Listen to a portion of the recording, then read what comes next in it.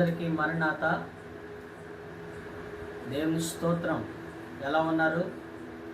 సంఘ బిడ్డలైన వారు అందరూ బాగున్నారా? మీకోసం నిత్యము మేము ప్రార్థన చేస్తున్నాం. మీరు బాగోవాలని, మీ కుటుంబాలతో సహా సుఖాంతంగా ఉండాలని మేము ఎల్లప్పుడూ ప్రార్థన చేస్తున్నాం. దేవుడు మిమ్మల్ని దీవించునుగాక. ఆమేన్. ప్రార్థన చేసుకుని ఈరోజు వాక్య సందేశాన్ని మనము ధ్యానం చేసుకుందాము. ప్రార్థన. మహాగణుడైన మా తండ్రి, నీ కొందనాలు, స్తోత్రాలు, స్తుతులు చెల్లిస్తున్నాము నాయన. నేటి దినాన్ని మరొకసారి నీ పాదాల దగ్గరికి వచ్చాము. నేను మారు నీ పాదాల దగ్గరికి వచ్చిన త్రోసివైన దేవుడవు కనుక ఈ దినం మమ్మల్ని జ్ఞాపకం చేసుకొని మరొకసారి నీ వాక్య సందేశాన్ని దేవ అందించడానికి దీనుడను జ్ఞాపకం చేసుకున్న తండ్రి నీ కొందనాలు. వాక్యంలోకి వెళ్ళుచుండగా నీ విలువైన బలమైన మాటలు మీరే మాకు దయచేయమని వీక్షిస్తున్న ప్రతి బిడ్డలను మీరే దీవించి బలపరచమని వాక్యముగా మా మధ్యకొచ్చి వేసిన యేసు నామమని ప్రార్థన అడుగుచున్నాము పరమ తండ్రి. ఆమేన్.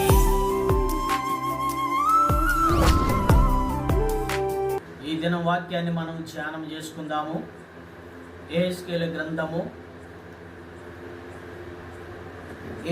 గ్రంథము 47వ అధ్యాయము 3వ వచనాన్ని నేను చదువుతున్నాను. జాగ్రత్తగా మీరు చూడాలని, మీ బైబిల్ తెరిచి చూడాలని ప్రభు పేరట తెలియపరచుచున్నాను. ఆ మనుష్యుడు కొలనూలు చేత పట్టుకుని తూర్పు మార్గమున బయలు వెళ్ళి 1000 మూరలు కొలిచి ఆ నీళ్ల గుండా నన్ను నడిపింపగా నీళ్లు చీలమండలలో లోతుండెను. దేవుని స్తోత్రం. నీళ్లు చీలమండల లోతుండెను. నీరు అనగా దేవుని వాక్యానికి సాదృశ్యమైనది. ఈ మనిషిని చేత పట్టుకొని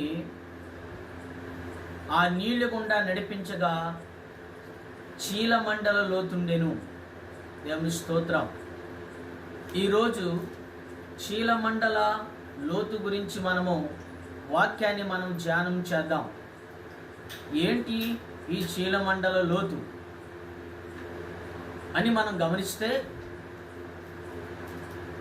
ఇది విశ్వాసికి సాదృశ్యమైనది. నీరు అనగా వాక్యం అని మనము జ్ఞాపకం చేసుకున్నాము. ఈ వాక్యం అనేటువంటి నీటిలోనికి చీలమండల లోతు అంటే పాదాల లోతు వరకు నడిపించడం జరిగింది. దేవుని స్తోత్రం. ఎందుకు పాదాల లోతు నడిపించడం జరిగింది అంటే, ఒక మనిషి నిలబడేది మండలాన్ని బట్టి, అంటే పాదములను బట్టి. వాక్యములో రాయబడిన మాటలు ఈ యొక్క పాదాలు ప్రభులో ఎలా నిలుపుకోవాలి,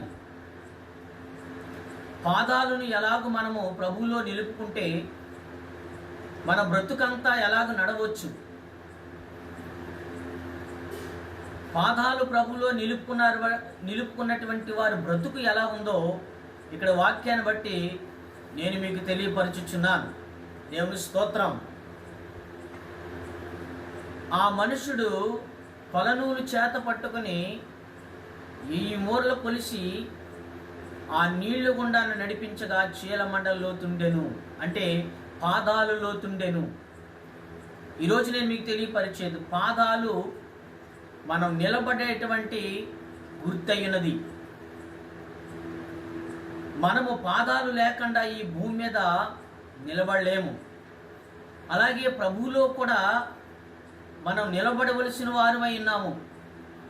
ఎలాగూ నిలబడాలి అంటే, ఏ పాదాలతో నిలబడాలి అంటే, దేవుని వాక్యాన్ని ధరించుకుని మనం నిలబడాలి. చీలమండల లోతు అన్నారు. మనము ఎలాగ ప్రభువులో నిలబడుతున్నాము, వాక్యములో నిలబడుతున్నాము అనేటువంటిది ప్రాముఖ్యము. ఈరోజు నేను మీకు తెలియపరిచేది, అనేక మంది తమ నడకలు ఎలా ఉన్నాయి, వారు నిలిచే చోట ఎలాంటి చోట ఉన్నది. అందుకనే మోషే గారితో ప్రభు అంటున్నారు, మోషే మోషే నీవు నిలిచినటువంటి స్థలము పరిశుద్ధమైనది అన్నారు. గనుక చెప్పులు విడుము అన్నారు. చెప్పులు పాపానికి సాదృశ్యమైనవి. అనేక స్థలాల్లో తిరిగి వచ్చినటువంటి ఆ చెప్పులతో, ఆ పాదాలతో పరిశుద్ధ స్థలంలో నిలబడలేము. కాబట్టి ఈరోజు నేను మీకు తెలియపరిచేది, మనం నిలబడవలసింది ప్రభువులో నిలబడితే ప్రభు మనల్ని దీవిస్తాడు. చీల మండలానికి బలము కావాలి.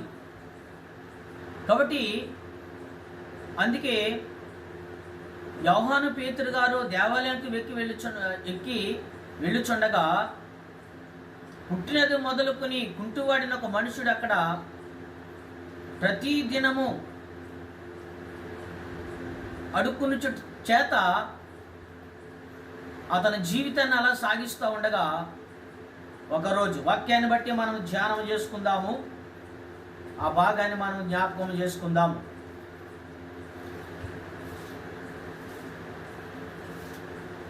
ఒకసారి మనం జ్ఞాపకం చేసుకుందాము. అపొస్తలుల కార్యాలు 3వ అధ్యాయము మొదటి వచనాన్ని నేను జ్ఞాపకం చేస్తూ ఉన్నాను. పగలు 3 గంటలకు ప్రార్థనా కాలమున పేతురుని యోహానును దేవాలయానికి ఎక్కి వెళ్ళుచుండగా పుట్టినది మొదలుకుని కుంటివాడిన ఒక మనుష్యుడు మోసుకొని పోబడుచుండెను. వాడు దేవాలయంలోనికి వెళ్ళి వారిని భిక్షమడుటకు కొందరు ప్రతిదినము వానిని శృంగారమును దేవాలయపు ద్వారం వద్ద ఉంచుచు వచ్చిరి. పేతురు యోహాను దేవాలయంలో ప్రవేశింపబోనప్పుడు వాడు చూసి భిక్షమడగగా పేతురును యోహానును వారిని తేరి చూసి మాతడు చూడమనిది. వారు ఎంత ఏమైనను దొరికినని కనిపెట్టుచు వారి యందు లక్ష్మించెను. అంతటా పేతురు, వెండి బంగారం మా యొద్ద లేవు గాని నాకు కలిగినదే నీకిచ్చుచున్నాను, నజరేయుడైన యేసుక్రీస్తు నామమున నడుమని చెప్పి వారిని కుడి చెయ్యి పట్టుకుని లేవనెత్తెను. వెంటనే వాడి పాదములు చీలమండలమును బలము పొందెను. పాదములు చీలమండలమును బలము పొందెను. కనుక ఈరోజు నేను మీకు తెలియపరిచేది, అంతవరకు ఆయన ఆ మెట్టుల దగ్గర అడుక్కుంటూ ఉన్నాడు. దేవుని వాక్యాన్ని ధరించుకుని, దేవుని శక్తిని ధరించుకుని, దేవుని బిడ్డలుగా, దేవుని శిష్యులుగా సాగుచున్నటువంటి పేతురు గారు, యోహాను గారు ఆ దేవాలయంలోనికి వెళ్ళుచూ ఉన్నారు.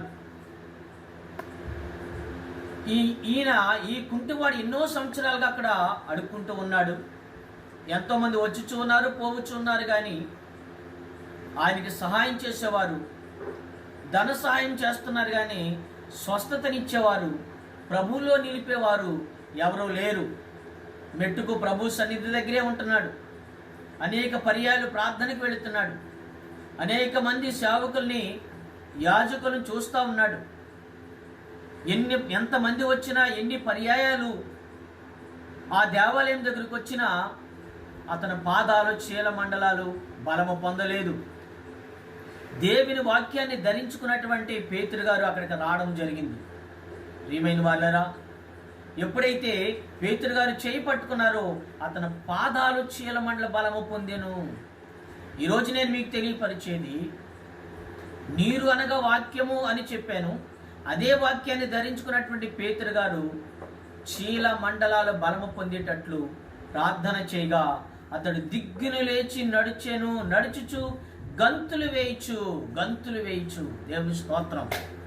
కాబట్టి ఈరోజు నేను మీకు తెలియపరిచేది, గంతులు వేసే అనుభవం అంటే ప్రభువుని మనసారా స్తుతించేటువంటి అనుభవం పేతురు గారు వాక్యాన్ని ధరించుకున్నటువంటి, దేవుని శక్తిని ధరించుకున్నటువంటి పేతురు గారు అక్కడికి రాగానే అక్కడ కష్టాలు తొలగిపోయాయి.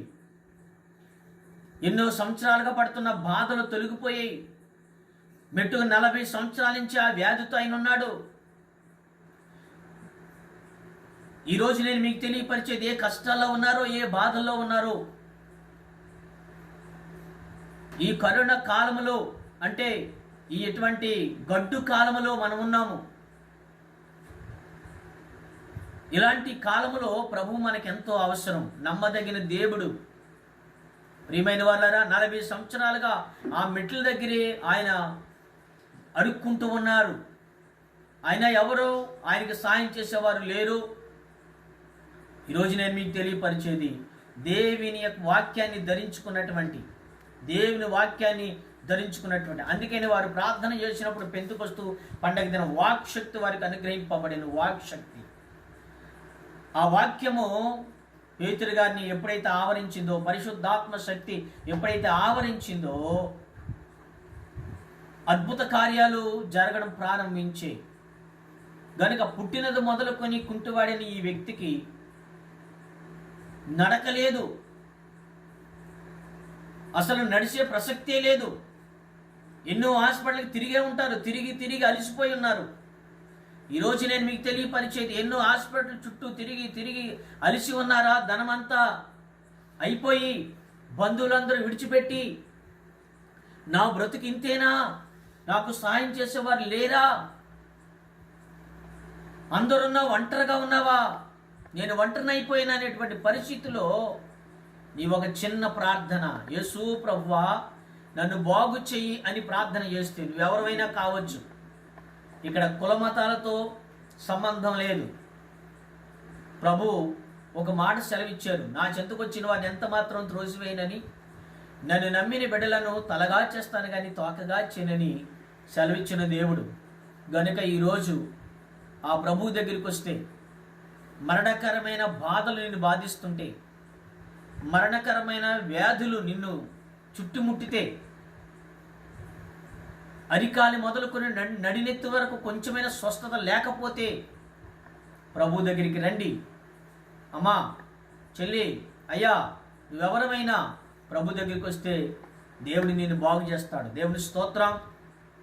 కనుక ఈరోజు చీలమండల లోతులో నువ్వు ఎలా ఉన్నావు అంటే, నీ పాదాలతో నువ్వు ప్రభువులు ఎలా నడుచుచున్నావు. కొంతమంది ప్రభువులోనికి వచ్చి మరలా వెనక్కి వెళ్ళిపోతారు. అందుకని 1000 మూరలు కొలిసి ఆ నీళ్ల గుండా నన్ను నడిపిస్తూ ఉన్నాడు. ఈరోజు ప్రభువుని నమ్ముకున్నటువంటి కొత్తలో ఎన్నో పాటలు మీరు పాడి ఉండొచ్చు, ఎన్నో ప్రార్థనలు మీరు చేసి ఉండొచ్చు, ఎంతోమంది ప్రభువులో మీరు నడిపించి ఉండొచ్చు, ఎంతోమంది పాదాలను మీరు మీ ప్రార్థన ద్వారా నిలబెట్టి ఉండవచ్చు. అలాంటి గొప్ప గొప్ప కార్యాలు చేసిన నీవు ఈరోజు వెనకంజ వేసావా? ప్రభువులో, లోకంలో పడిపోయావా? లోక స్నేహితుల్లో పడిపోయావా? గనుక ఈరోజు నేను మీకు తెలియపరిచేది, ఏ పరిస్థితిలో మీరున్నా నీ పాదాలు తొలగిపోయా ప్రభువులో నుంచి. ప్రభు ఒక మాట సెలవిచ్చారు. ఆ మాట ఏంటంటే, కీర్తన గ్రంథంలో ఒక మాట రాయబడి ఉంది. ఒకసారి వాక్యాన్ని మనం ధ్యానం చేసుకుందాం. కీర్తన గ్రంథం 121వ అధ్యాయము. కీర్తన గ్రంథం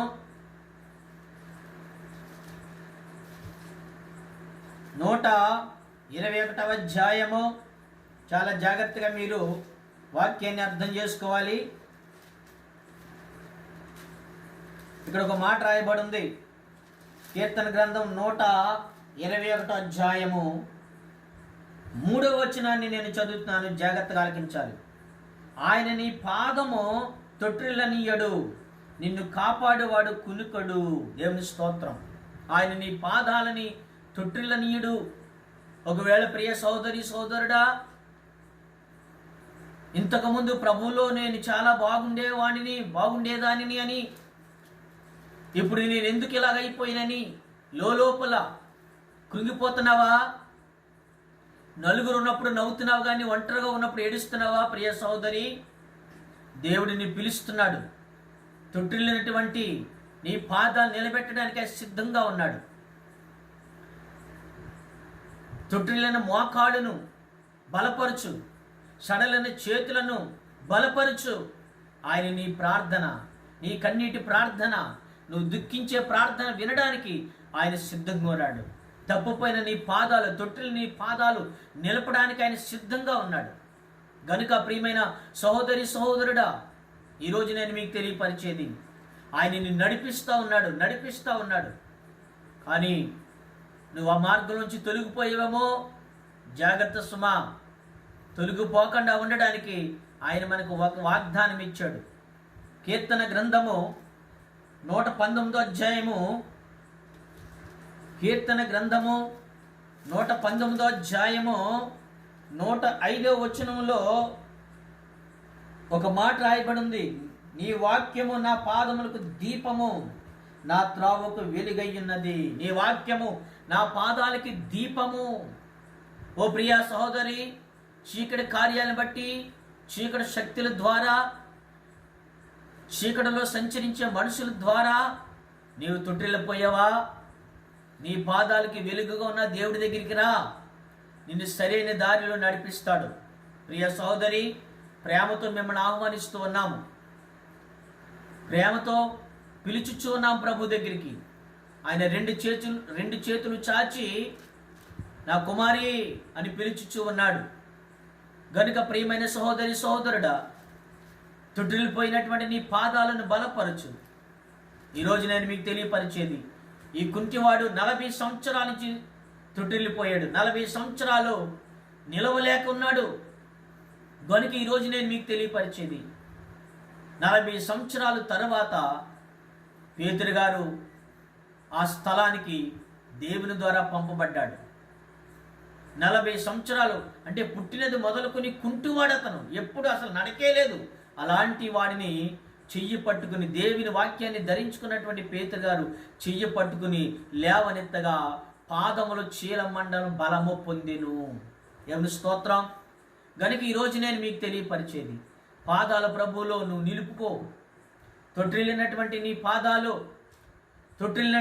పాదాలు బలపరచు.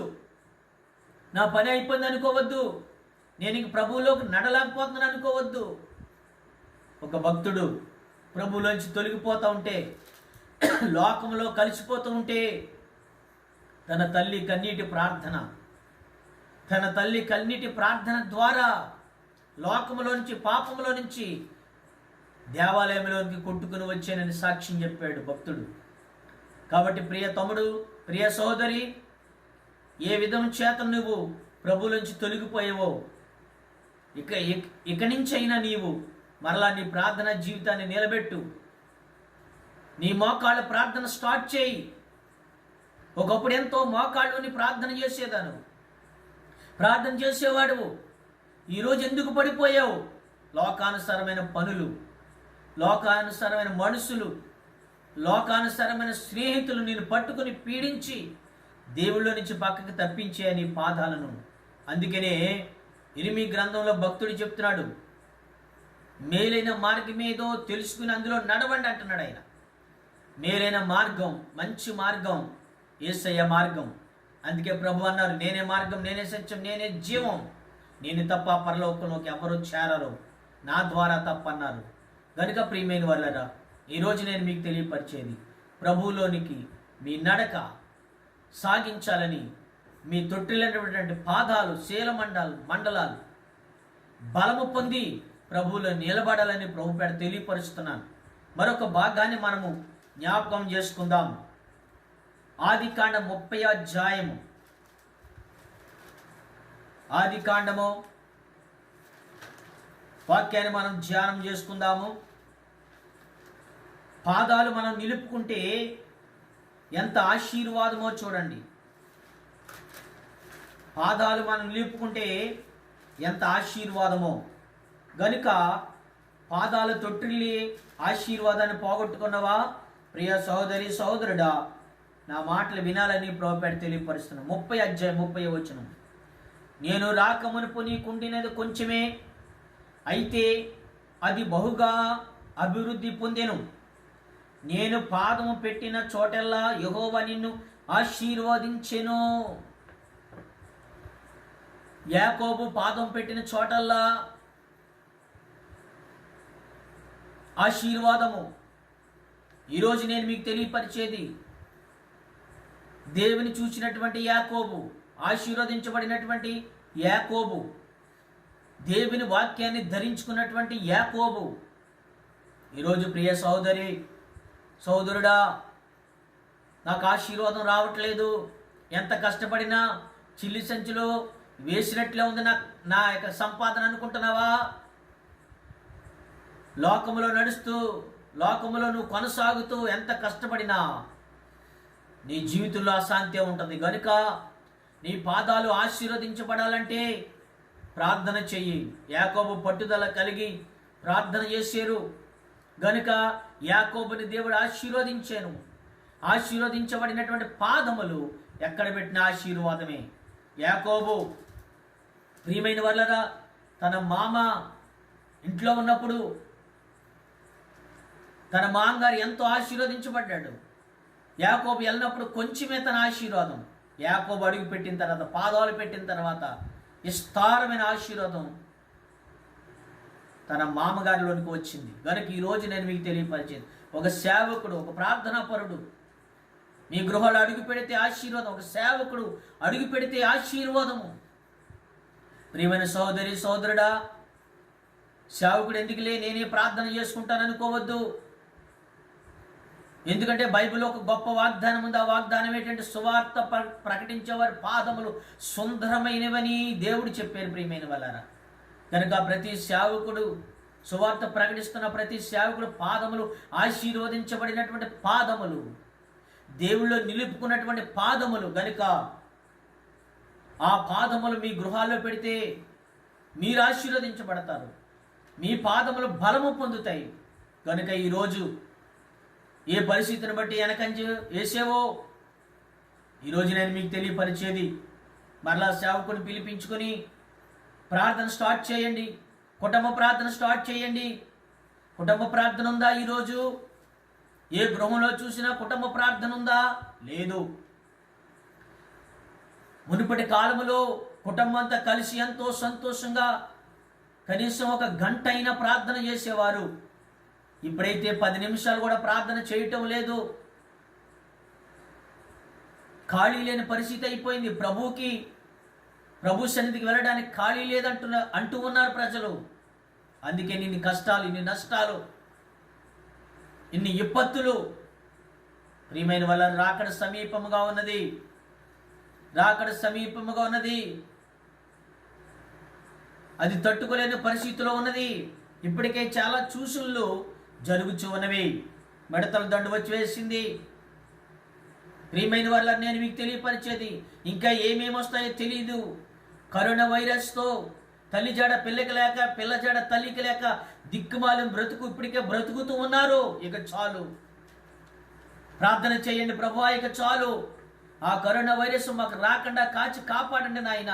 ఇదిగో మా పాదములు తొట్టిల్లిన మా పాదములు మీలో నిలుపుకుని మోకాళ్ళుని ప్రార్థన చేసి నేను స్తుతించే భాగ్యము మరలా మాకు దయచే ప్రభుని ఆయన సన్నిధిలో కోరుకుంటావా ప్రియ సహోదరి సహోదరుడా? కరోనా వైరస్ అనే మహమ్మారి విజృంభిస్తూ ఉంది. అది వస్తే బిడ్డను చూసుకోనికి లేదు, భర్తను చూసుకోనికి లేదు, పిల్లల్ని చూసుకోవడానికి లేదు, మనం ప్రేమించే ఎవరిని చూడడానికి లేదు. అంతేకాదు మన బ్రతుకంతా దిక్కుమాల బ్రతుకు, ఒంటరిగా బ్రతకవలసిన పని, ఎవరితో మాట్లాడడానికి లేదు, మన బాధలు ఎవరికి చెప్పుకోవడానికి లేదు. అలాంటి గడ్డు సమస్యలు ఎదురైపోయినవి. కారణం ఏంటంటే భక్తి కరువైపోయింది, ప్రార్థన చేయటం లేదు, విశ్వాసం లేదు. ప్రియ సహోదరి సహోదరుడా, ఇప్పటికైనా మించిపోయింది లేదు. ఈరోజునే ఒక సేవకుడిగా నేను మీకు తెలియపరుస్తూ ఉన్నాను. ప్రార్థన చేస్తావా? నీ పాదాలు ప్రభువులో నిలుపుకుంటావా? నీ శీల మండలు బలము పొందేటట్లు నీవు ప్రభువులో ఉంటావా? దేవుని వాక్యాన్ని చదువుతావా? ఒకప్పుడైతే ప్రతిరోజు బైబిల్ చదివేవారు. ఇప్పుడు ఎవరు బైబిల్ చదవటం లేదు. ఏదో టీవీలో వాక్యాలు వింటడం సరిపోయింది అనుకుంటున్నారు. కానీ వ్యక్తిగతమైనటువంటి బైబిల్ చదవడం, ప్రార్థన జీవితం ఈరోజు లేకపోవడం వలన ఇంత దుర్గతి మనకు సంభవించింది. ప్రియులరా, తెలుసుకోండి, ప్రార్థన చెయ్యండి. నినివే పట్టణానికి దుర్గతి వచ్చినప్పుడు వాళ్ళెవరు ఏం చేయలేకపోయారు. దేవుడు ఒక సేవకుని పంపించాడు, ఒక అద్భుతమైన సేవకుని యోనా గారిని పంపించి అట్టి దుర్గతిలోంచి బయటకు తీసుకుని వచ్చాడు. ఈరోజు నీ దుర్గతిలోంచి, నీ పరిస్థితుల్లో నుంచి, నీ కష్టకాలంలో నుంచి బయటికి రావాలంటే దేవుడు కావాలి, సేవకుడు కావాలి. మీ కుటుంబంలో ప్రార్థన ఉండాలి, విశ్వాసం ఉండాలి, భక్తిగా ఉండాలి. కనుక ఈరోజు నేను మీకు తెలియపరిచేది, శీలమండల లోతు, శీలమండలి 1000 మూరలు కొలిసి శీలమండల లోతులో నన్ను నడిపించగా అంటున్నాడు భక్తుడు. నిజమే, నడుస్తూ ఉండాలి, ప్రభువులో నడుస్తూ ఉండాలి. ఆ నడక ముందుకు సాగాలి. ఈరోజు వెనక్కి సాగుతుంది, వెనక్కి పడిపోతూ ఉన్నారు. ఎలాంటి భక్తులైనా వెనక పడిపోతూ ఉన్నారు, ఎలాంటి ప్రార్థనాపరులైనా పడిపోతున్నారు. కుటుంబ ప్రార్థన లేదు, బైబిల్ చదవడం లేదు, ఆత్మ సంగతులైనటువంటి పాటలు లేవు. కనుక ఈరోజు నేను మీకు తెలియపరిచేది, వస్తావా ప్రభు దగ్గరికి? ఇసుకు చెంది ఇక ప్రభు ఏం చేస్తాడు అనుకున్నావా? అలాగైతే ఈ దేవాలయం దగ్గర 40 సంవత్సరాల నుంచి ఉన్నాడు. దేవుడే ఎప్పటికైనా నాకు సాయం చేయాలి. 40 సంవత్సరాల నుంచి ఉన్నానే, నాకు ఏ సాయం చేయలేదు అనుకోలేదైనా. ఈరోజు కొంతమంది దేవాలయానికి వచ్చి కొన్ని వారాలు వచ్చి, కొన్ని నెలలు వచ్చి ఇంక యేసు ఏమీ చేయలే అనుకుంటున్నారు. నో, నిన్న నేడు నిరంతరము ఏకరీతికున్న దేవుడు, ఇశ్రాయేలు ప్రజలను కాపాడిన దేవుడు ఈరోజు మనల్ని కాపాడతాడు. గనుక ప్రియ సోదరి సోదరుడా, నేను మీకు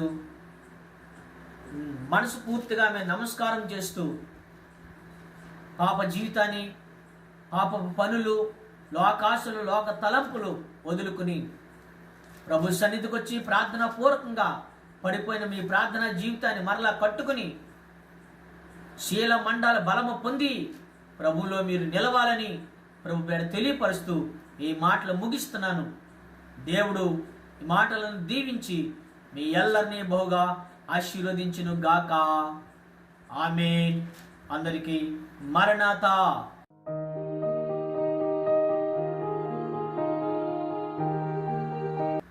మహాపరిశుద్ధుడా, ప్రేమగల తండ్రి, నీ కొందనాలు స్తోత్రాలు.